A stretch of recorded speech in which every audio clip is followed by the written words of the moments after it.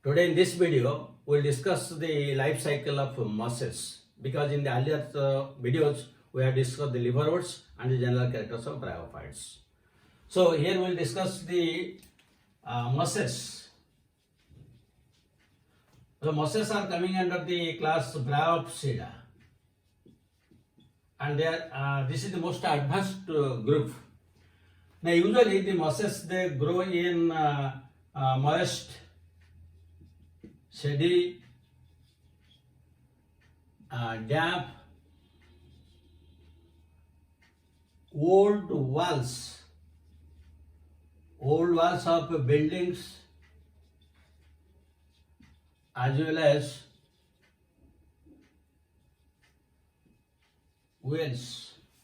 Now if I marked some unused to old buildings, you will find that the outer surface is completely green. They are nothing, they are mosses.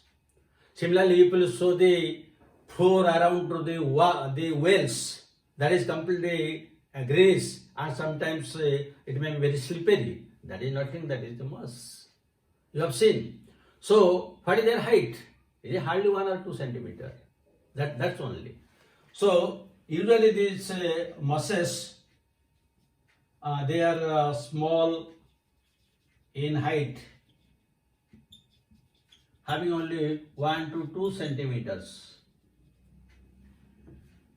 Now, how the mosses, they start their life cycle? In the life cycle, there are 2 stages. In the life cycle, there are 2 stages. One stage is the protonema stage, and the other is leafy stage. It continues one after another.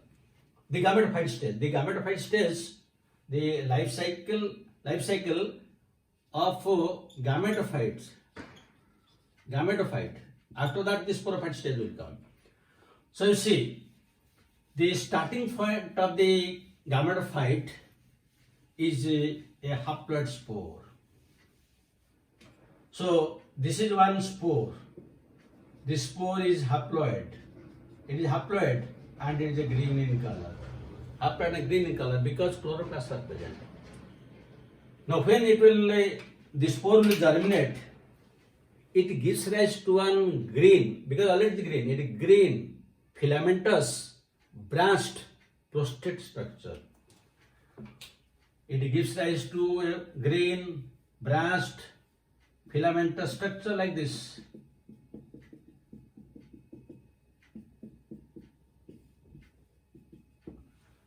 So this structure, this comes out when the spore germinates. Sorry. Now this structure is known as primary protonema.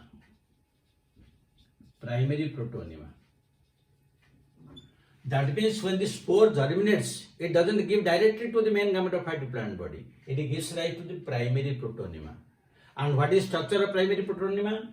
It is green, multicellular, filamentous, and branched and prostrate, and looks like a green alga. It looks like green alga, like a branched filamentous alga, and like a cladophora. So this is not the adult stage of mosses. This is only the primary stage. At this stage, it resembles to algae. That means the presence of this primary protonema, which are structurally similar to that of algae, it indicates the algal ancestry of bryophytes. That means the bryophytes have been evolved from algae. The primary protonema is one of the evidence. As you know, in evolution, ontogeny recapitulates phylogeny. That means during the evolutionary course, one resembles to its ancestor. In the same way, here the protonemal stage of bryophyte, they resemble its ancestor, that is algae. This is very, very important. So this spore germinates to give rise to primary protonema. Again, that is very important from examination point of view. Now on this primary protonema, the adult gametophyte develops. So the adult gametophyte develops now here. So when it develops, this part is known as secondary protonema. That means the adult gametophyte develops from secondary protonema, and it gives rise to the erect structure. Now it will give rise to the erect structure. So the erect structure is like this. Now these are the rhizoids. Rhizoids. This is the axis, and these are leaf-like structures. Axis is stem-like and leaf-like structures. The rhizoids are always multicellular with oblique septa.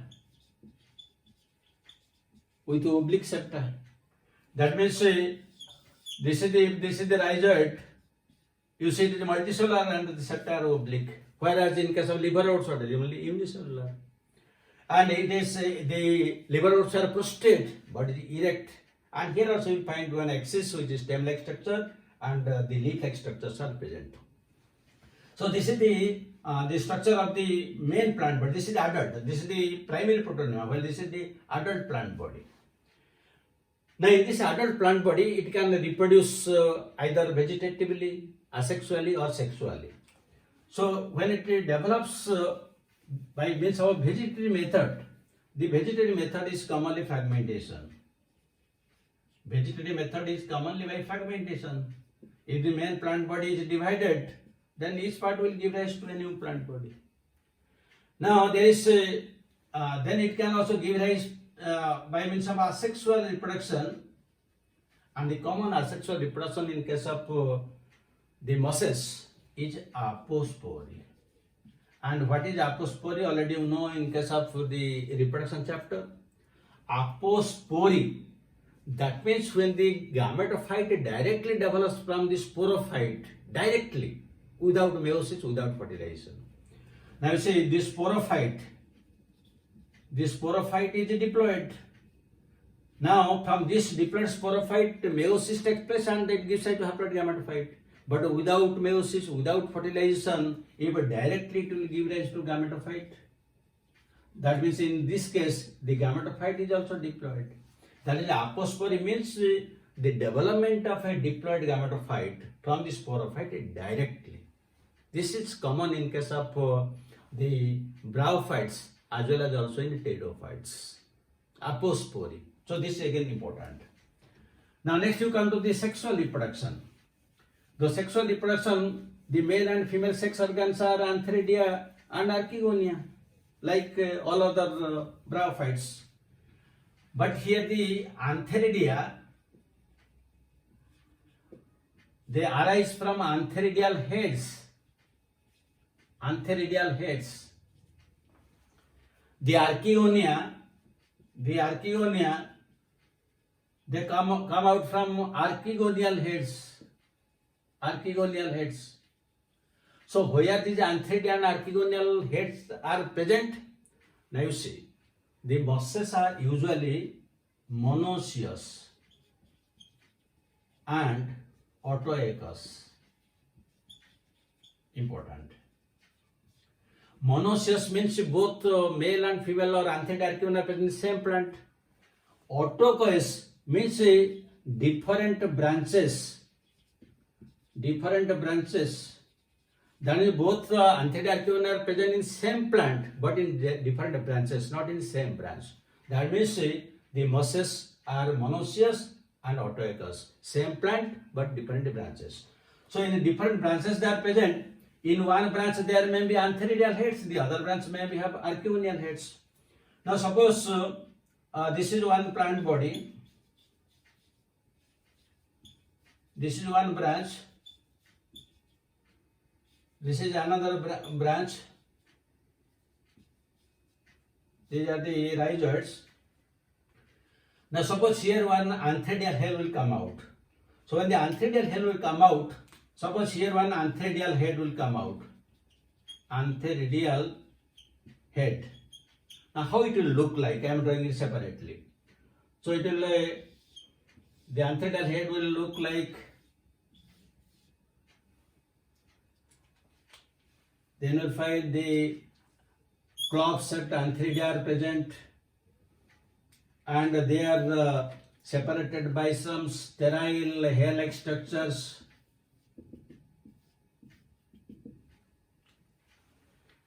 Now this is the antheridial head that comes out from this point.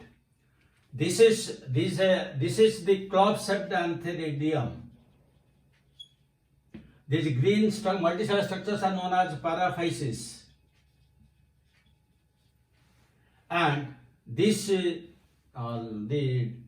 peripheral ones, these are known as perigonial leaves. Perigonial leaves. So they protect the antheridia and they are clove-shaped.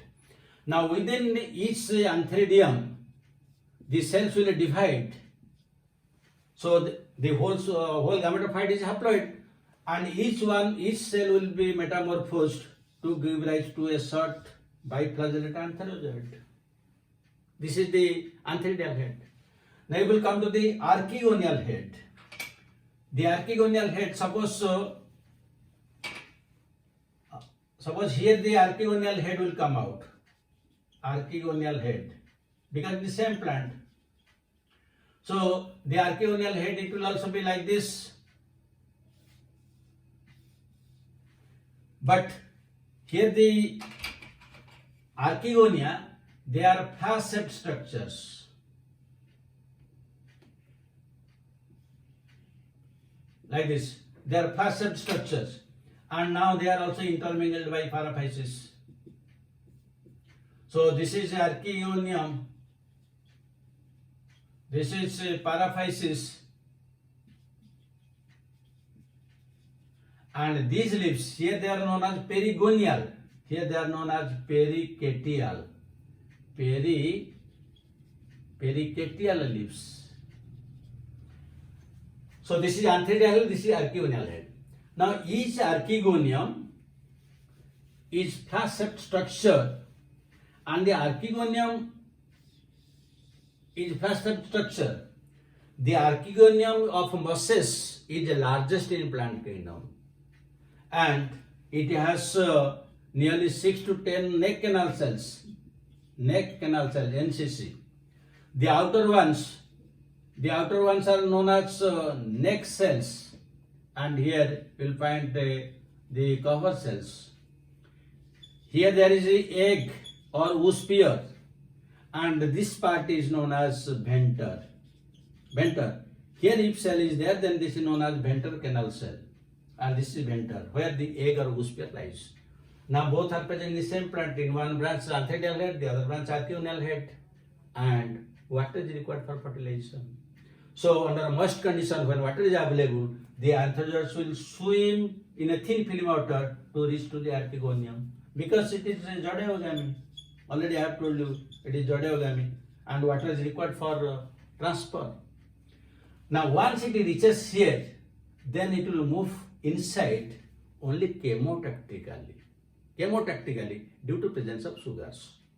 So inside it will enter to this the venter, and here fertilization will take place. Now this will develop into zygote. Zygote becomes now 2N, and this 2N structure is the starting point of a sporophyte. So now this sporophyte which will develop, where it will develop?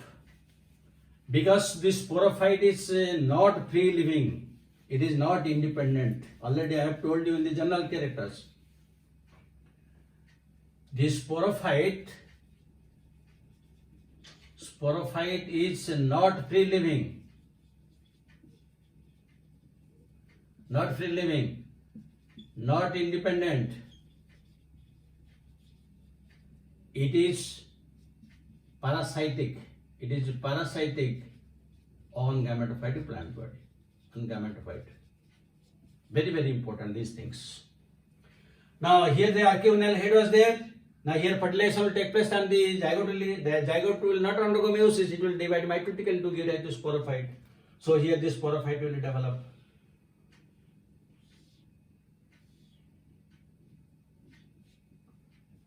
This is the sporophyte. Slightly it is curved like this. Now this sporophyte is divided into 3 parts. The basal part which is embedded is known as foot.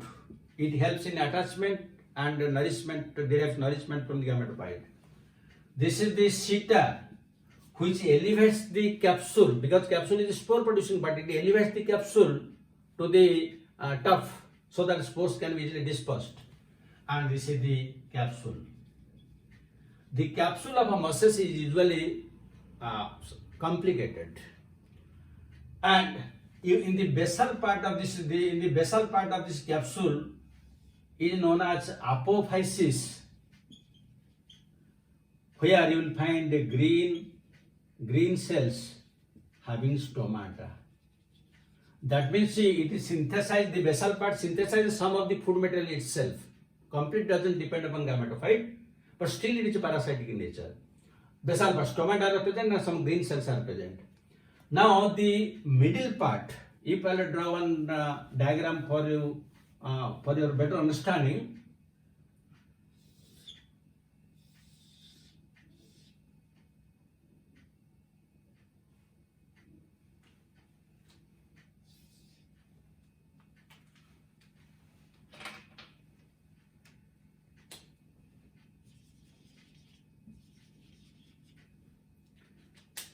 Now you see, this is the seta. The lower part is known as apophysis, where you will find green chlorophyll cells with stomata. Now in this middle part, the middle part is completely sterile. This is known as columella.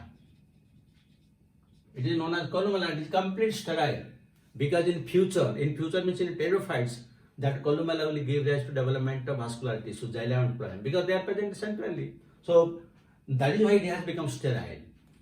Now the spore producing parts will be on either side. Here the spores will be produced, and here the spore mother cells will undergo meiosis and they will give rise to spores. So here the meiosis will take place and they will give rise to spores, and these spores are haploid.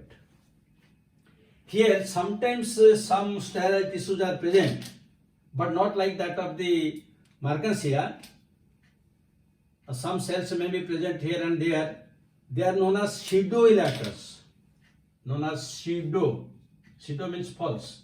Pseudoelaters. They help in a dispersal. Now, how the spores are dispersed, liberated? The upper part is known as operculum. When it is dry, the operculum is blown away. And then these two red colored ones, this is known as peristome. Peristome. The peristome are teeth-like structures. And what is the number of this teeth-like structure? 16 plus 16, 32. Just like us, 16, 32 teeth are there. These teeth are hygroscopic. And when in dry conditions, they become separated from each other because they are hygroscopic in nature, so that they are separated. That means the peristomial teeth helps in the liberation of the spores. So this is the basal part apophysis, this is the middle part fertile, the upper part, that is operculum and peristome, they help in dispersal of spores. And still all these are diploid structures. All they are diploid structures. But when the sporophyte gradually develops, on the top of this capsule there is one covering, this is known as calyptra. But the calyptra is always haploid, because this is the part of the gametophytic plant body, because it gives protection to the sporophyte.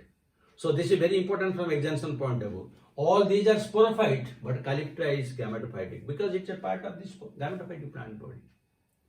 So this is brief idea how the sporophyte, now the spores will germinate, they will give rise to the gametophyte. That means gametophyte gives rise to sporophyte, sporophyte gives rise to gametophyte. So haplodiplontic type life cycle.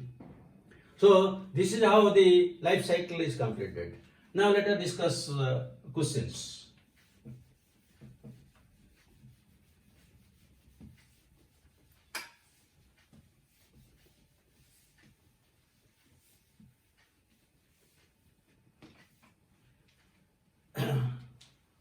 One question. In Funaria,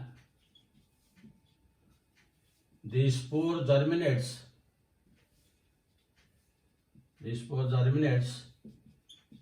to give rise to A choice gametophyte, B choice primary protonema, C choice secondary protonema,